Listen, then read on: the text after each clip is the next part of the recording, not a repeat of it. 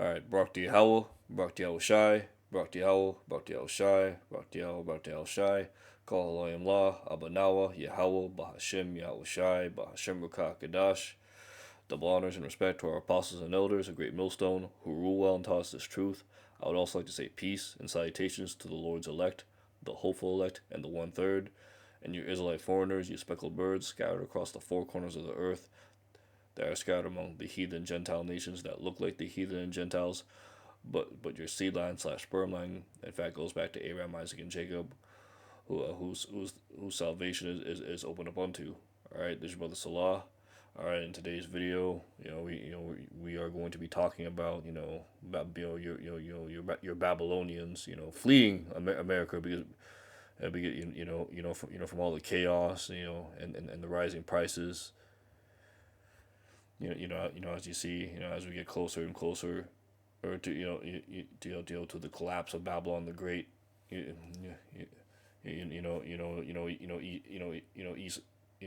second leg of the Roman Empire, Esau's, last great kingdom. All right, so before I play the video, we are going to jump into Revelation 8. We're gonna jump into Revelation 18, and we're gonna start at we can start at verse 1. It says here, and after these I saw another angel come down from heaven, having great power, and the earth was lightened with his glory, and cried with a mighty and strong voice, saying, Babylon the Great is fallen, it is fallen, it has become the habitation of devils, and the hold of every foul spirit, and cage of every unclean and hateful bird. All nations have drunken of her wine, for wrath. For all the nations have drunken of the wine of the wrath of her fornication, and the kings of the earth have committed fornication with her, and the merchants of the earth have waxed rich through her abundance and delicacy. So yeah, man. As they say, man. The chickens are coming home to roost, man. People are starting to see, that Babylon the Great, America ain't it, right? And a lot of people, man, are starting to flee elsewhere, right? Right, that takes me to the actually it's lucky. It takes me to It takes me to Jeremiah chapter 50 verse 16, where it says here, cut off the sower from Babylon, and him that handleth the sickle in time of the harvest, for fear of a pressing sword they shall turn one to his people, and they shall flee everyone to his own land. Right, and these people that are fleeing Babylon, right, they see ICE, man, they see the National Guard, they see that DJT Nero 47, man, is basically about to enact he is about to enact it's a war crime for martial law. I'm trying to think of the name if it comes to me.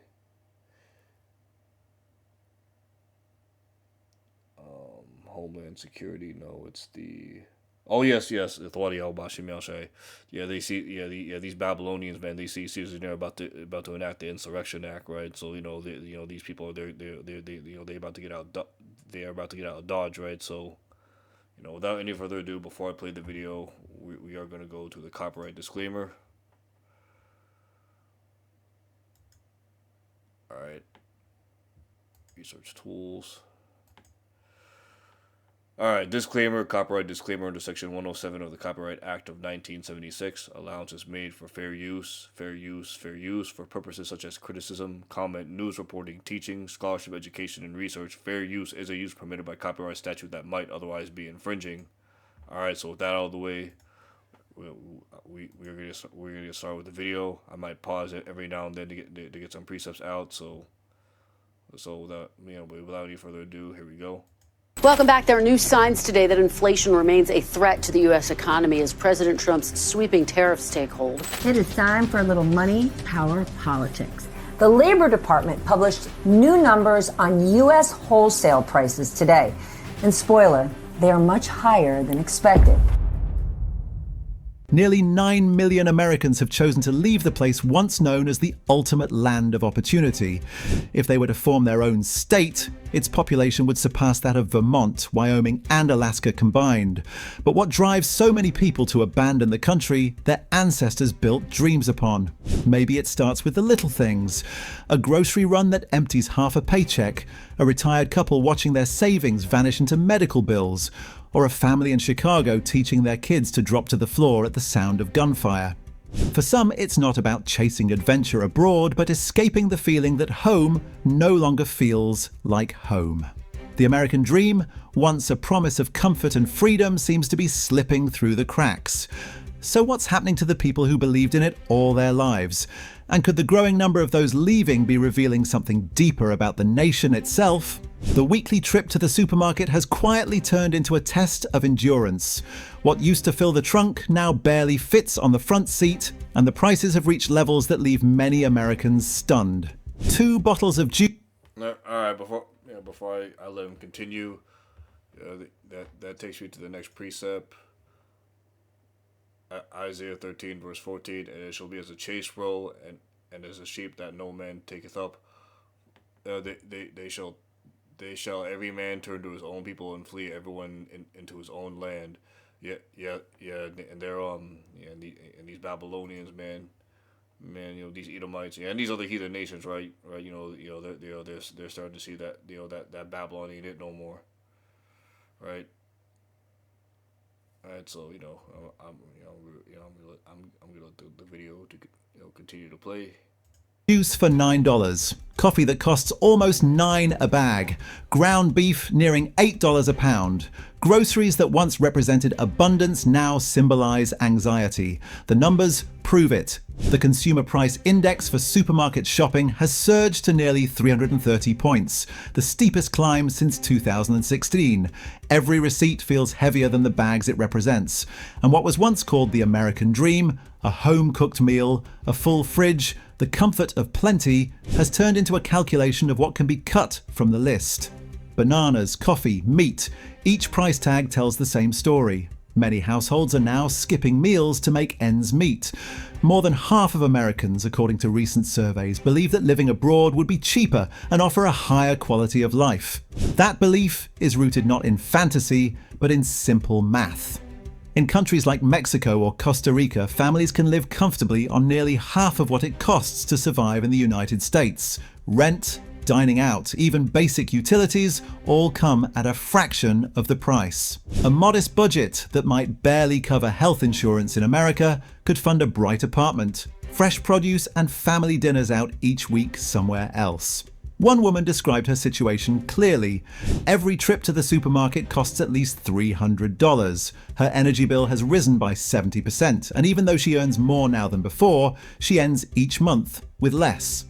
In Tampa, a comfortable life now requires an income of around $111,000 a year, an unreachable goal for many.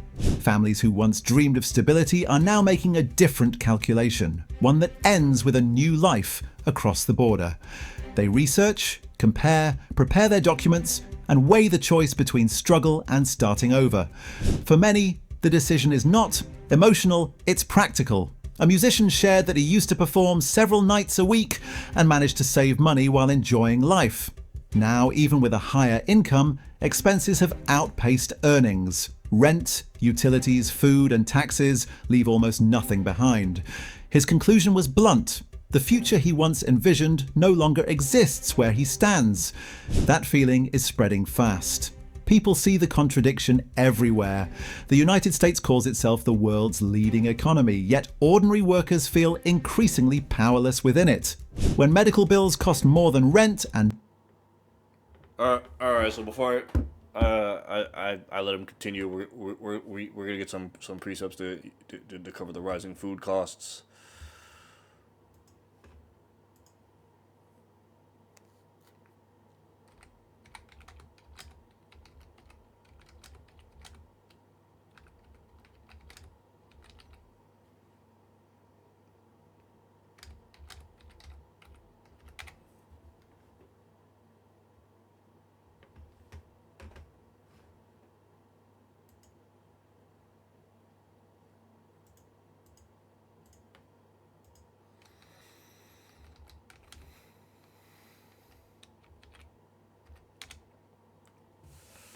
All right.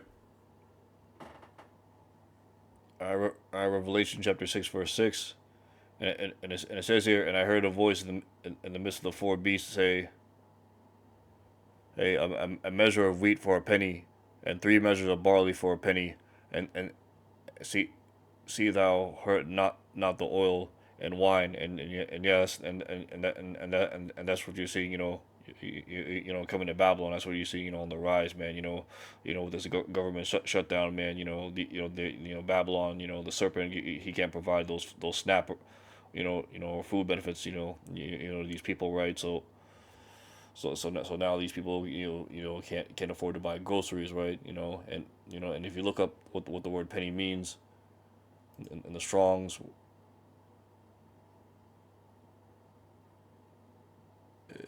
says Strong's G 1220. Denarion. Denarion.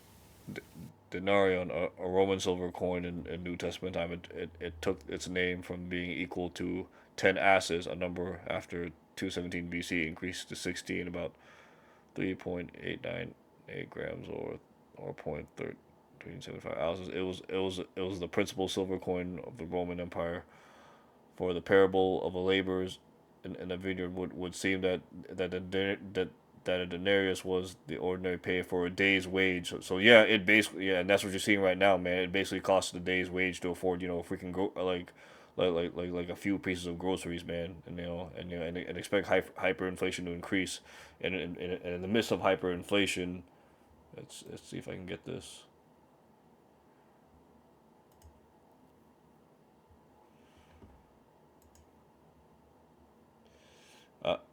I hear this. So yeah, so Second Ezra chapter 6 verse 22, and suddenly the sown places shall appear unsown, full of storehouses, and the full storehouses shall suddenly be found empty. And that's what's about to happen right now, man. You've had videos surface, or I've heard from other brothers, that Jake's just walk into like Walmart or these food stores, just walking out with just foods, without having to pay them, man. And and expect to see more of that, continue as as the government shutdown continues, man. This is gonna lead this will lead out to all hell breaking loose, man. On top of the ICE raids, the National Guard being sent on Jake, man. And all this, a fault, this false report or this false propaganda, against the tribes, right? Because Esau knows he has but a short time pertaining to Revelation 12 verse 12, man. Is because this truth has gone out, right? Right, so Jake, man, now's the time to repent, man. Because the kingdom is at hand. For those that are of the elect, right? So,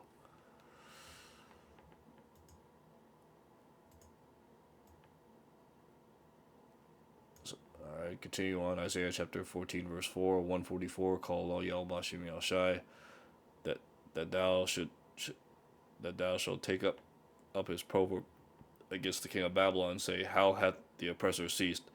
The golden city ceased. The Lord hath broken the staff of the wicked, and the scepter of the rulers. He who smote the people in wrath with a continual stroke. He that ruled the nations in anger is persecuted, and none hindereth. The whole earth is at rest and is quiet. They break forth into singing, and that's what's gonna happen, man. Once this devil ultimately goes down with them ICBM nuclear missiles, man, and he's put into captivity under the authority of Yahweh Bashim Yahweh Shai, man, and the elect, man, starting with King David, the 12, the rest of the rest of the 144,000, man. Those are your new governing bodies, man. That's gonna come down, from the chariots, man, from the fathership, man. The elect, we're gonna have those new spiritual bodies where the law is written in our inward parts. We're never gonna sin, meaning we're never gonna go off, and because we're never gonna go off, we're never gonna die, man. We will enforce, the law, statutes, and commandments, and the way how you're supposed to live on earth as it is in heaven, man. And it's gonna be made glorious and perfect, man. As it says in the Lord's prayer. And those days are coming soon, brothers. All right. So we gotta keep holding fast, man, because because we almost there, Akio and Akwath, We just gotta keep enduring. This badness. That's fastly approaching, right? Stay prayed up. Repent, and examine yourself daily. We're gonna continue on with the video. Beef becomes a luxury, the dream of prosperity begins to crumble. Yet money is only one layer of the struggle. Beneath it lies another issue that pushes Americans to look beyond their borders: the crushing cost of healthcare. The United States spends more on healthcare per person than any other country, more than $2,500 annually, double the average of other developed nations. At first glance, such spending might suggest quality and access, but the reality is far different. For many, healthcare is not a system of care, but a gamble. Globally, healthcare costs reached $8.5 trillion by 2019, almost 10% of the world's entire economy. In the US, it's double that share. 1/5 of the nation's GDP goes into healthcare, meaning 20 cents of every dollar flows into that system. Yet Americans consistently report worse outcomes and higher anxiety about medical costs. Every doctor's visit starts with the same question, not "can this be cured?" but "can I afford it?" An emergency room trip requiring little more than a bandage can result in a bill of $3,000 to $5,000 if insurance fails to cover it. Many describe entering a hospital as walking into a casino, never sure whether they'll leave with their health intact or a debt the size of a car loan. This comparison, meant as humour, hides a grim truth. The system feels like a gamble with stakes that most cannot afford to play. Over 650,000 Americans have openly expressed the desire to move abroad for better healthcare and social security benefits.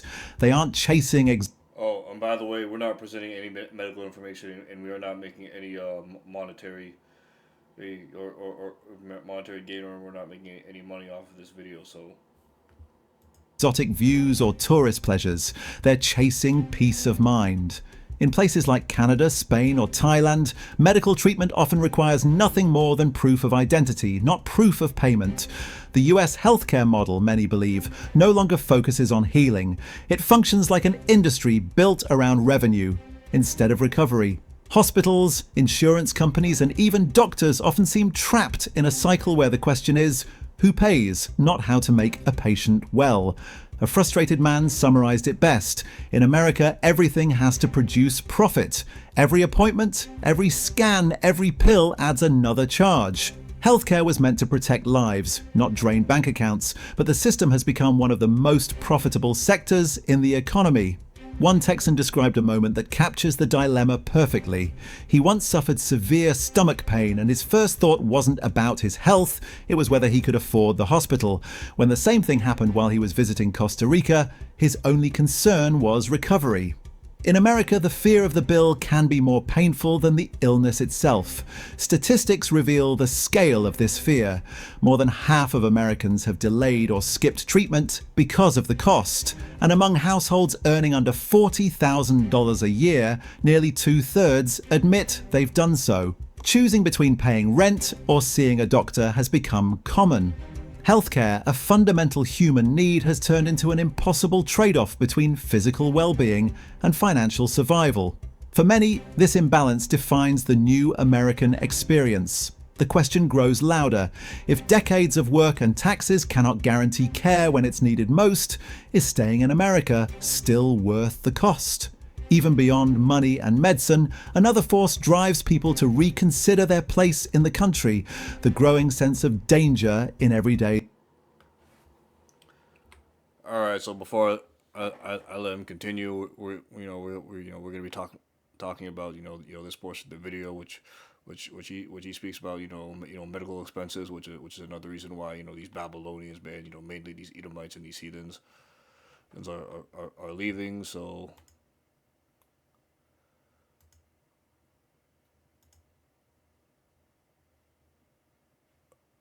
Let's see here. Job chapter 13, verse 4. But ye are forgers of lies, ye are all physicians of no value. Right? Right, so and if I'm not mistaken, right, there was a quote there was a quote somewhere that said, another patient healed is another customer lost, man. And that's the best, basically how these fucking Edomites think, right? They just see you as a commodity, right? As a commodity, these people they don't actually care about your health, man. These people want well, want to reap as much money as they want to extort as much money as they want from you, man.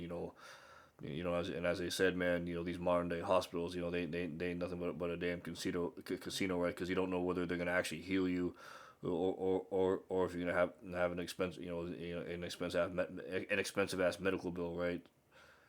Right, so these people, man, they're just like, fuck going to these hospitals, man, I might as well just duke it out, or just stay in bed, and just hope I get better, and this is why, brothers, and few sisters, this is why it's important, to get understanding of the herbs, man. You see brothers post on the YouTube, and get it now, before it shuts down, right? They post, some clips on these herbs, what each herb does, man. So it's very important, to have this knowledge, and again, man, and once we get to the kingdom, man, these other nations, they'll also gonna learn from us, about having the knowledge of these herbs, right? They ain't gonna need to go see like a doctor or a physician or whatever, man. They're gonna have that understanding of what herbs to grab, how to blend it, and whatnot, or how to take it, man. Whether you gotta put it in a tea or grind it up, or you just eat it raw or whatever, man. Like, these heathens, man. They're gonna get that knowledge from Israel, man. Because we are light of the world, man. We are the salt of the earth, man. Yahweh Bashim Shai, man. He gave us this knowledge, to teach these other nations, right? Which will happen in the kingdom. Right. This is the book of Habakkuk, chapter 2, verse 5. Also because he transgresseth by wine, he is a proud man, neither keeping at home, who enlargeth his desire as hell, and is as death, cannot be satisfied, but gather unto him all nations, and heapeth unto him all people. Right. So this motherfucker, he's so greedy to the point, like where as I said, man, as I said, like he'll make a fucking commodity off your health. He'll make a commodity off whatever ailment you have, man. Instead of like actually healing it, is what they say is like they'll band-aid the problem, right? Without actually fixing it, right? So you constantly have to keep going to him for like medication, like if you have like some sort of like joint problem, or whatever, if you have like diabetes or whatever, instead of they'll tell you how you should cure it, right? Like change your diet or your lifestyle or whatever, or cut off certain foods, or cut off whatever triggers it, man. They'll say, Esau will say, you just take this medicine every now and then, and just come back every few months or whatever, so you can refill your medication, man. That's and this is exactly what this devil does, man. And like he'll say that that is science, right? But really, this motherfucker is still continually poisoning you, or solving the problem, right? Without actually fixing it. That's why the scripture says.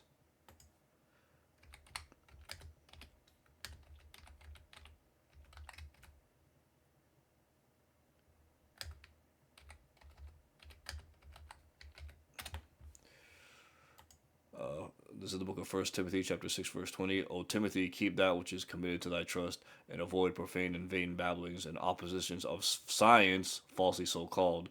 And we know, and we know the word science means to know, right? So in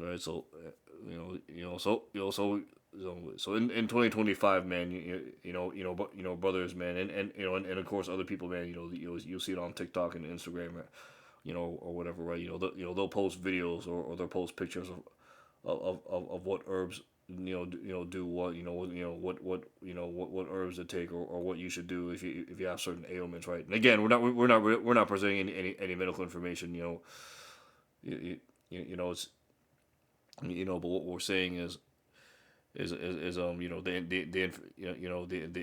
information is there, to treat yourself if you have any ailments, versus going to Esau, man. Man, to freaking band aid whatever issue you have instead of actually healing it, and of course that goes back into the curses of Deuteronomy in chapter 28. Us going to our enemy for the want of all things, man. And that includes sickness. All right, so. All right, so we're gonna let the video continue. A life. Safety, something most people expect as a basic right, now feels uncertain. In many nations, daily concerns revolve around traffic, inflation, or job stability. In America, a growing number of parents wake up with a different fear, whether their children will make it home safely from school. According to the Global Peace Index, North America has seen one of the sharpest declines in safety among all regions. The reason is painfully familiar. There are more firearms than citizens, and violent incidents have become part of the background noise of life. Social tension, gun violence, and unrest have reshaped what it means to feel secure. The land once described as free now feels fraught with worry. Numbers only tell part of the story. In neighborhoods from Chicago to Houston, families adapt to a new normal. Parents teach their children how to hide when they hear loud noises, not how to cross the street safely. Across the ocean, an American family now living in Lisbon described how their mornings have changed. Their children walk to school learning the same lessons every parent teaches, but the fears behind them are entirely different. They no longer worry about gunfire, they worry about traffic lights. It's the same love and the same responsibility lived in completely different worlds. More and more Americans are leaving, not only to stretch their income or access better healthcare, but because they feel unprotected in their own homes. Safety has become something to buy, not something guaranteed. Home security systems, private schooling, gated communities, everything costs extra. What was once a collective duty of the nation now feels like a personal burden. Communities of American expatriates are growing rapidly in Europe and Asia. In cities like Hong Kong, despite political uncertainty, many Americans have chosen to stay because they feel safer there than in certain US cities. The contrast may seem strange, but to those families, it's a rational choice. Some parents recite the national anthem's line, "Home of the Brave," as if it were a challenge, a reminder of the courage it takes to send their children to school each day. This quiet fear hidden beneath everyday routines defines life for millions. It rarely makes headlines, yet it shapes how people see their country and their future. Because when a nation cannot provide its people with a sense of safety, even within their own homes, everything else, wealth, work, ambition, begins to lose meaning. Safety is the first promise any society must keep. Without it, freedom becomes fragile and opportunity feels hollow. But that's not the whole story, because behind the growing exodus of Americans lies a deeper struggle, one that has nothing to do with the price of groceries or healthcare bills. Thousands are not only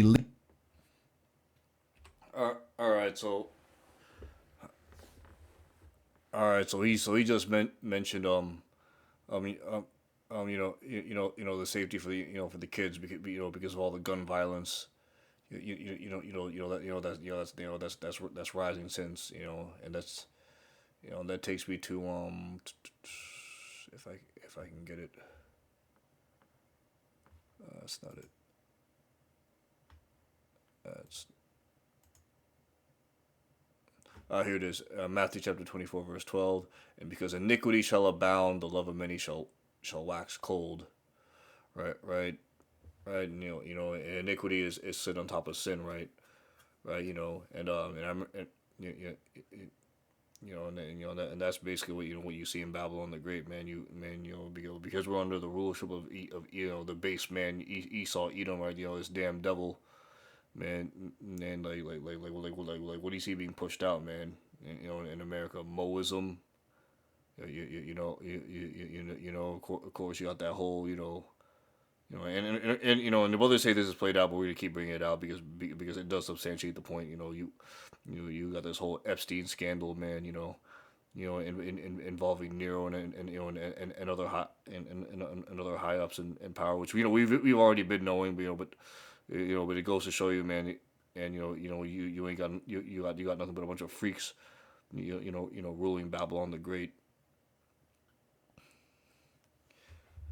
Right. In the these people see that, right. And on top of that, man, this motherfucker, man, he doesn't rule righteously, man. And he'll give an Edomite, right, versus a Jake, like, for the same crime. Like, the Edomite might get like a few months, or he'll walk off scot free, while Jake gets the maximum punishment, man. And all bugged out. Now, and of course, we're gonna mention this. You got the woman over the man, and if the woman wants to divorce the man or whatever. They could take half of his shit, or if she has or if she's pregnant with the man's kid, like she could put that man on child support, for the next 18 years of his life, man. Which is also bugged out, and it's illegal too, because it's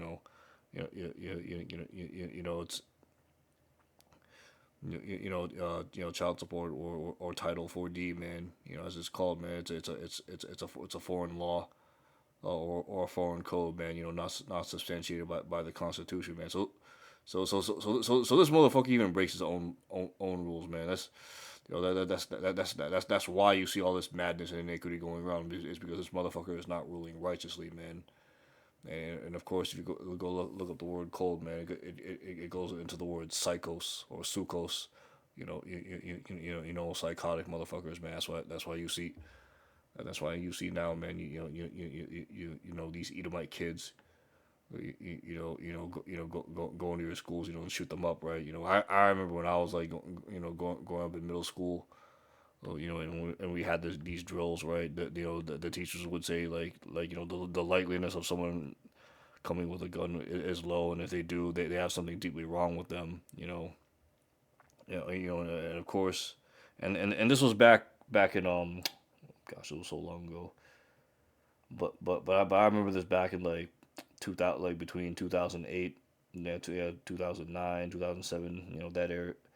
That era or whatever. Like I remember the teachers, during these lockdown drills. I remember these teachers would say, like, gun violence is likely to happen, but not even like a few years later, the local high school. I went to, they had some motherfucker, a student, walking around with a damn gun, man. And so so man, man, Esau, man, and is pretty much through, man. He he's at his wits end, right.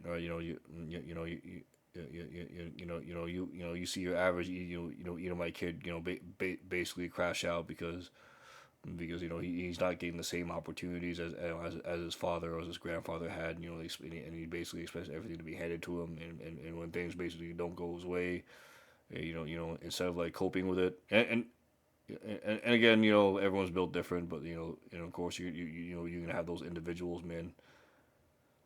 They can't cope, and when what do? They take their daddy or their grandpa's firearm, just walk into school one day, man. And because they feel that, oh, the world's unfair or whatever, and crash out. Because they've grown up, not being used to any sort of opposition, man. So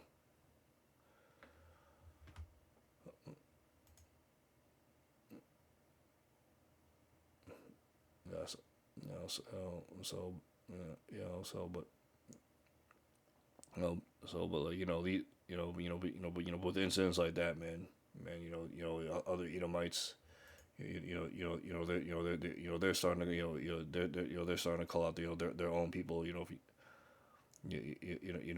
for these type of actions, man. That's why it says in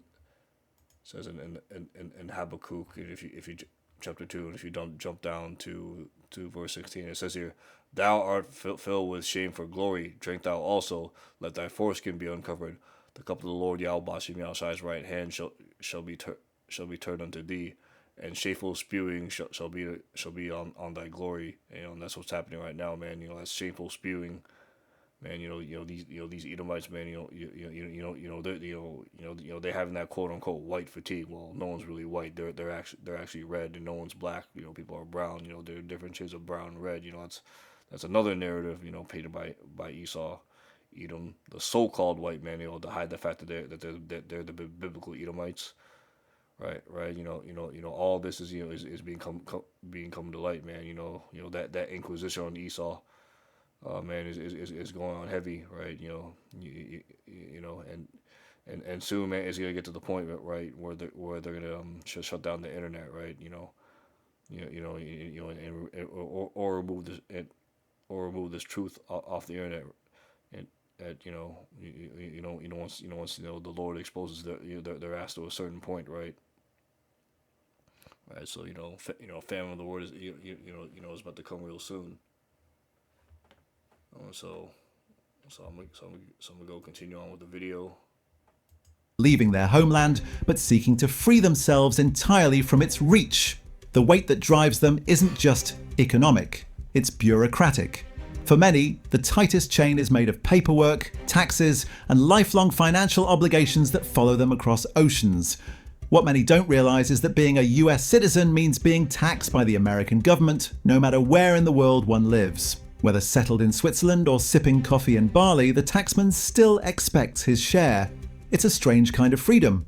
One where you can leave the country, but the country never leaves you. This all began with the Foreign Account Tax Compliance Act, or FATCA, passed in 2010. The name itself sounds complex, but its purpose is clear. Every American citizen, no matter how far from home, must report their global income to the IRS. Even foreign banks are required to share information about American clients. The idea was to catch tax evaders, but in practice, it cast a net so wide that millions of ordinary citizens were caught in it.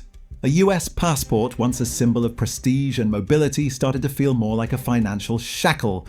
Each year, thousands make the ultimate decision to give up their citizenship altogether. In 2020, that number neared 6,000, the highest ever recorded.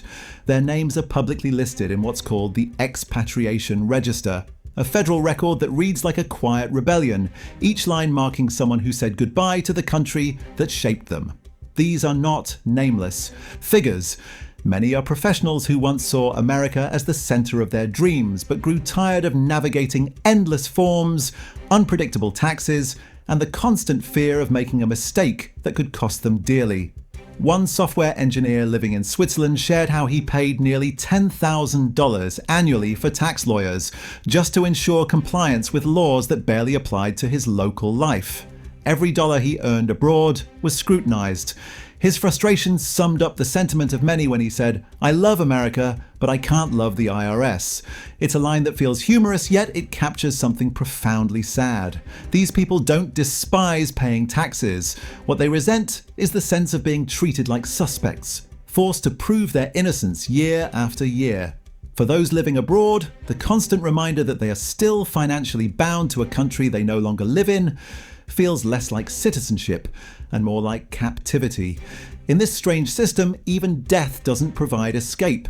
Estate taxes apply to Americans who pass away abroad, ensuring the obligation continues even beyond life itself. The irony is hard to miss. The country that celebrates freedom also creates some of the world's most complex chains of control.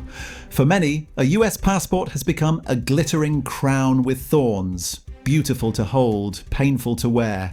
And so, growing numbers have decided that true freedom begins with letting it go. They are not running away from their homeland, they're stepping away from a system that makes them feel owned by it. But this growing trend is not driven by taxes alone. A quiet revolution is changing how people live and work. Technology has made it easier than ever for Americans to build lives outside their borders without cutting off their livelihoods. The rise of remote work and digital nomad visas has turned what once seemed like a fantasy into a new kind of normal. Today, an American can sit at a cafe in Lisbon, order an espresso, and attend a virtual meeting with a team in New York, all while earning the same paycheck. All right, so let's basically break down what he said, man. So even when these Babylonians, right, leave, man, that the freaking IRS will chase after them, demanding their tax statements. And even said like, and he even said they make them feel like make them feel like a criminal, right, that's spiritual, right, because that takes me to Genesis chapter 4. All right, and we'll start at verse 9, right, and it says here. Yeah, and the Lord Yahweh said unto Cain, where is Abel thy brother? And he said, I know not. I am I my brother's keeper? And he said, what hast thou done? The voice of thy brother's blood crieth unto me from the ground, and and now art thou cursed from the earth, which hath opened her mouth to receive thy brother's blood from thy hand. All right. When thou tillest the ground, it shall not henceforth yield unto thee her strength. A fugitive and vagabond thou shalt be in the earth. And that's what Esau's being revealed right now, man. No matter where he goes, man, he's nothing but a future and vagabond. And these people, right. Right, no matter where they go, man, they don't want them there, right? Even like, even these Edomite Europeans, view American Europeans, as scum, fat, lazy, unhealthy, uncultured, man. Man, they don't really want them there, if they go to countries like Mexico or the Philippines. Right. Yeah. Yeah. Yeah. Yeah. They might be. Yeah. They might be welcome. But, but if they overstay their welcome, right? They gonna tell them, to get the fuck out, man. Especially, especially, if, if they have like businesses, if they're one of those people that say, oh, you can't play your music or whatever here, when it's their own fucking culture's music, specifically from that land, man. So this motherfucker, man. And Esau has got to go, and the fact that he makes you owe taxes even after death, man. This man ain't nothing but the goddamn devil. That's something Satan does, man. And we can't wait, to bring you to bring you to to the kingdom Esau, so we can just beat your ass. For dumb shit like that on top of the other wickedness that you do here. So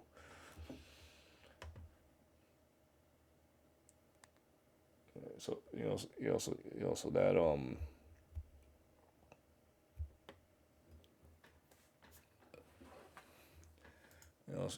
so again, I'm gonna go read so we're gonna jump back to Isaiah 13 verse 14. We have already read this at the beginning, but we're gonna read this again, and it says here, and it shall be as a chase roll that and it's no and as a sheep that no man taketh up. They shall turn every man to his own people and flee everyone to his own land. Yeah. And although Europe or West Asia, that's not where the Edomites come from. A lot of them are starting to flee. Flee those countries, like Lisbon or other countries in Europe, man. Just to flee from the rising prices, here in Babylon, them not being able to afford health care, or rent, right, or whatever, man. Man, this damn devil, or Esau, man, they're starting to feel the squeeze, man.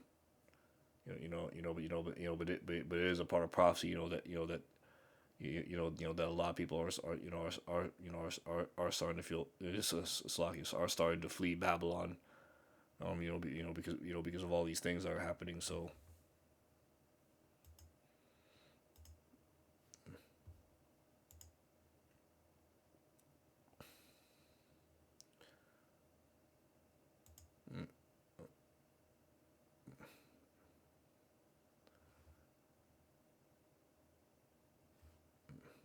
all right, so so I guess that's that's about it for now. All right, we're just gonna end the video off. From there, I don't really have anything else to say. Hey, so with that, man, hope this video was edifying, to you Akim and if you Akwath.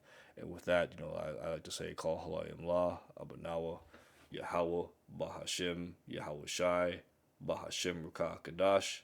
Double honors and respect to our apostles and elders, a great millstone, who rule on to us his truth. I would also like to say peace and salutations to the Lord's elect, the hopeful elect, and the 1/3, his brother Salah. And with that, I like to say Shalom.